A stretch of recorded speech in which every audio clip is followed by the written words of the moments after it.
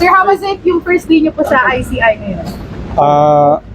Parang may information briefing lang kami today. So, punta muna ako sa AFP at magko-call kay Chief of Staff. Siguro, ano nyo na lang si Attorney Brian. Wala pa namang specific na, no? Dahil I'm still doing yung coordination sa AFP at PNP.